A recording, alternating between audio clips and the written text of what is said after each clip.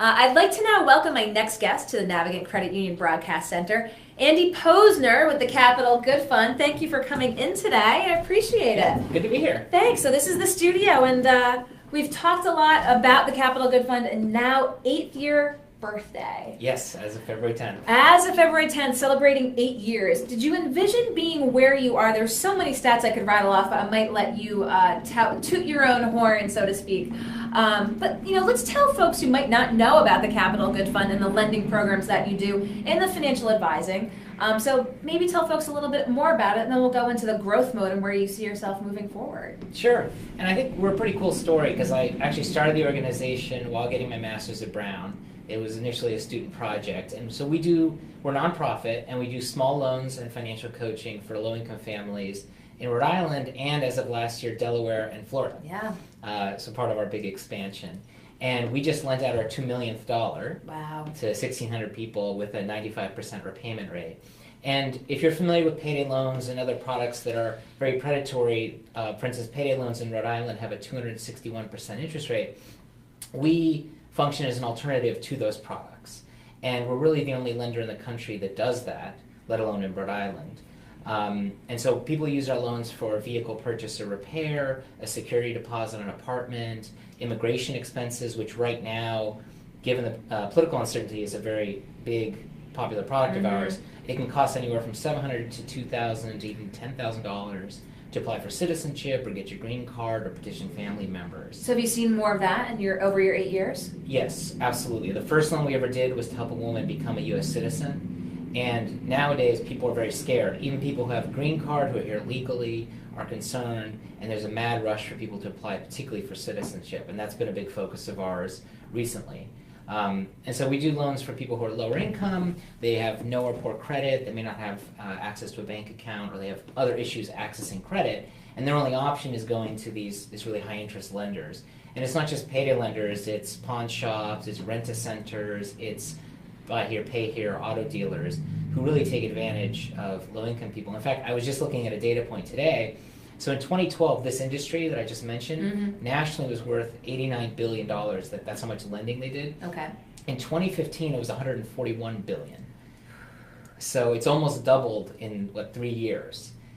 So there's tremendous opportunity for us to grow to meet that need. And we now have here in Rhode Island 22 staff. Wow, up to 22. 22 staff. And tell folks the website that they can go to. Yeah, so it's capitalgoodfund.org. Okay. Or they can call us at 866-584-3651. And the application process is really simple. So they go on our website or call us, they do an application, it takes about 10 to 15 minutes, and they submit some documents, and we get a decision within 1 to 2 business days. Okay. And so our loans range from $300 all the way up to $20,000. That's for like a vehicle. And the terms are anywhere from 12 months to 5 years. And not only do we offer loans to people who couldn't get them elsewhere, but we report to the credit bureaus so people build their credit. And I mean, that's a big topic these days, not only for getting access to credit, but if you're looking for an apartment, oftentimes they pull your credit when you're going to apply for a job. So the fact that we build your credit is tremendously helpful for a lot of folks. And you mentioned just finishing $2 million in lending dollars. Yeah. Did I see in your 2017 you're looking at upwards of $5 million this year? Yes, so our plan this year is to do 1,200 loans totaling $5 million. Wow. And it's all part of a 5-year scaling plan we have, which is, so basically we do charge interest, and there's a scale at which we could actually cover all of our operating costs through our interest, so we don't have to depend on grants and donations. And so we have to do 17,000 loans totaling $100 million. When are you going to get there? 5 years. 5 years. That's plan. the 5-year plan. 5-year plan. And what's cool is that we're going to create another 40 jobs between here and that 5th year. So we're growing. You're in growth mode. And I wanted to ask you, why Delaware and why Florida? Yeah, good question. So when you look at the predatory lending landscape, there are some states that stand out as being particularly bad. So Rhode Island has a lot of payday lending, but it's about $70 million of payday lending. In Florida, it's $3.3 billion of payday lending. And in Delaware, there's no interest rate cap, so you can charge any interest rate you want. And so Florida in particular is a really good market for us because we're focusing a lot on immigrants. There's a very large immigrant population. there's a lot of predatory loans for us to try to put out of business. And then there's also a lot of funders that want to see us there. Okay. And similarly with Delaware. Any plans for additional states? Yes, so we're hoping next year to be in either California, Texas, or Illinois. We're still trying to You figure that say out. you tossed out 3. Could it be 1? Could it be 3? It could be. I mean, because this is such a big industry, we could be doing $1 billion a year in lending and have less than 1% market share. So if the funding's there, the demand's certainly there. Now, if you talk about all these other states, I mean, how much staffing do you have other places? I mean, you must be out places at once, it must seem like. I mean, how much staffing would you need to look, nationwide? Well, we've invested a lot of money so that you can apply for a loan online. So there are more payday loan branches in the country than there are McDonald's. Yeah. Wow. We can never get to that point. Yes. Because they charge such high interest rates to help cover that in part and generate a lot of profit. So our entire process is online.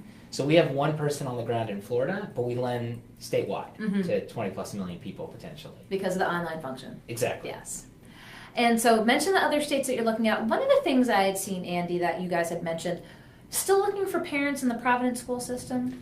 Yes. Okay. So we have a neat program going on now where if you have a kid in pre-K through 5th grade in the Providence School District, you can participate in a study we're doing. And basically you either get financial coaching or we just track you and we just do follow-up surveys, but you get paid $120 over 2 years regardless. And we're actively recruiting right now. Okay, so tell folks exactly who the caveats are. What are you looking for? Yeah, so K through? Parents of pre-K through 5th graders in the Providence School District. And if you qualify for that, you would just go to our website, capitalgoodfund.org, or you can call 866-584-3651, and we can get you enrolled. And talk to us a little bit about the coaching services. You talk about the lending services, but I see that that's an offering. What should folks know about that? Yeah, so a lot of people in the recession struggled with taking out loans that perhaps didn't have the best terms for them. And a lot of people come to us with bad credit or struggling to manage debt. So it's a one-on-one program where we meet with you over the course of a year, typically about 20 hours of time. Okay. And we help you build a budget. We have a very, very powerful debt management tool because a lot of people don't know that depending on how you structure and order the debts you pay, you can end up saving thousands of dollars. Yes. So we'll help you figure out how much you should pay to what debt and when, and we'll help you to also renegotiate debts with different creditors. We'll pull your credit and review your credit score with you, and we'll also talk about saving strategies for yourself and your family. Okay, very good. Another offering that you have. And as you mentioned that the goal is to get to the self-sufficiency, as you mentioned. But in the meantime, still raising money. Yes. But we have a very innovative way in which we're trying to raise the money. So like any nonprofit, people can donate money to us, and that's great. But unlike most nonprofits, people can actually lend us money. So a lot of people have heard of the concept of social investing.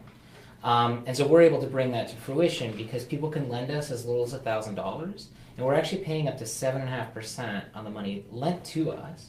And then we turn around and use that to make loans to Rhode Islanders and also residents of those other states. Because basically the challenge we face is that there's not enough grant money out there for us to hire the people we need and to do the marketing we need to make enough loans to cover all of our costs. So, if we were a for-profit business, we would get equity investments, which we can't do as a nonprofit. But we're one of the first nonprofits in the country to use a particular debt instrument, again, that lets people lend us money to help fund us our growth. And if it works, and we've already raised over $1 million, it can really transform the nonprofit sector. Because there's only about $350 billion in charitable giving every year, and there's more and more nonprofits applying for that. Yes, indeed. And the new administration plans on cutting a lot of funding, including one of the programs that funds us, the United States Treasury. So there's going to be even less money. What could the impact be to you with a cut to Treasury? Yeah, so we're something called a Community Development Financial Institution, which is a U.S. Treasury certification, and we got a $125,000 grant from them last year. Okay. We're applying for $700,000 this year, and they also have a loan program, so you can borrow millions of dollars from them. We haven't done it yet, but it's a phenomenal program that it should be popular with the right and left because it uses market forces to try to affect social change. But the budget he proposed basically eliminates the program. And so you said you had 125,000. You were looking to get 700,000. Correct. So I mean, a significant impact on your organization. And hundreds of other organizations in the country that do business lending and affordable housing and charter school financing and all sorts of really important programs that create jobs and opportunity. So go back to that, your tool that you're trying to get folks to lend for the return on investment. Who do you find to be your top target audience when you go out and talk to folks about this? Who's lent you money? Yeah. And who are you looking to? I mean, who does this appeal to? I mean, obviously the mission of the organization. Who are you reaching out to try to get this money lent? Yeah. So there's two people, and the question we ask is, if you have money in a certificate of deposit at a bank earning basically nothing nowadays, and you wanted to invest it in a way that's aligned with your values, where would you put it? And the answer for most people is, gee, I don't know. I might buy stock in Whole Foods or something.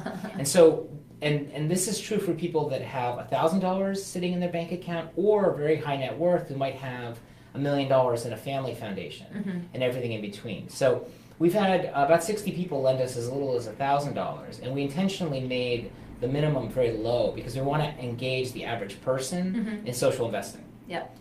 But obviously the bulk of our money will come from higher net worth individuals and then family foundations. So there are trillions of dollars tied up in religious endowments, university endowments, family foundations, and that money gets invested seeking the highest rate of return, whether that's in ExxonMobil or in tobacco or what have you. And then they take the dividends from that and make donations. And our argument is that that's a fundamentally flawed model. Yeah. Like if you invest your endowment in Exxon and then donate the returns to Greenpeace, it's a little bit of a stilted approach. We sometimes find politicians find themselves in that Exactly. in that conundrum. So where do you find yourself? I mean, you must, you started this when you were in school. And you talk about trying to find those lenders out there, those sort of, the golden whales, so to speak, that are interested in social investing. How is your day split up? I mean, are you like the president of Brown and focusing mostly on trying to get these lenders, or you're down there with the sleeves rolled up and really in the nuts and bolts of it, or just doing everything? A little bit of that. I mean, nonprofit CEOs spend most of their time fundraising, just like politicians do.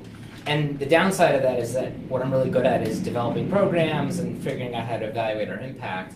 But yeah, I spend most of my time going out and pitching to potential investors, trying to raise the money we need to lend. Because we're at a point right now where every month we're setting new loan volume records. We lent out $165,000 in February, which was $50,000 more than our previous best, which was January. And right now, if we had enough money to lend, we could easily do $1 million in May. So. Wow.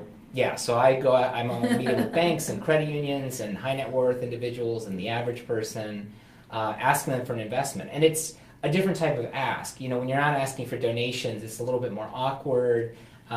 Everyone's tired of being asked for a handout, but asking for an investment is a very different kind of approach. And yes. It's not the kind of thing most people have heard about. And here we are again, 8 years later. Did you envision yourself being in this position 8 years ago? So it's funny, when you started an organization, the thing I learned was all projections ever done are wrong. And so I thought we'd be both much farther along and much less along the growth curve. So I couldn't really envision what the process would be like. I was 22 and had never even had a real job. So it was hard for me to know exactly what to expect. But I have to say, this is a great place to start an organization. You have Brown and RISD, and you have Social Enterprise Greenhouse and Rhode Island Foundation, and so there was a lot of support. And it's really interesting that I feel like the state could do a better job tapping the resources and encouraging people to start and grow ventures here. I don't think I could have. I'm from California. I don't think I could have started this in California because I wouldn't have known where to start. Well, maybe there was an advantage to starting here. You said the state could do better, but you were here to start off with, and yeah, and it's very accessible. I mean, you can know the mayor and the governor and the congressional delegation, and that's a huge value add. And so you talk about places that you're looking at for growth, and you talk about being just such a sliver of the market as compared to payday lending. Do you ever see there's always legislation, state level, federal level to try to tackle it and address it? Do you ever see anything changing from their side of things? Yeah, so at the state level, we've tried for about 4 years to cap the rate that payday lenders can charge at 36%, which is what a whole host of stakeholders at the local, state, federal level recommend as a cap. And the lead lobbyist for the payday industry is the former Speaker of the House here, and that's fundamentally that's why it hasn't passed. Okay. It has broad support, but it never gets out of committee. The Consumer Financial Protection Bureau at the federal level has also promulgated regulations to rein in the practices of the industry, but the new administration is not particularly interested, and it remains to be seen what's going to happen. But even what they proposed, and they haven't even carried them out yet, wouldn't really do the job. Okay. So our approach is to say we want to see better regulation, but let's try to offer a product that can just put them out of business or force them to lower their rates. And here you find yourself in 2017 in 3 states. This is the Capital Good Fund in Rhode Island, Delaware, Florida. And remind me the 3 states you're looking at?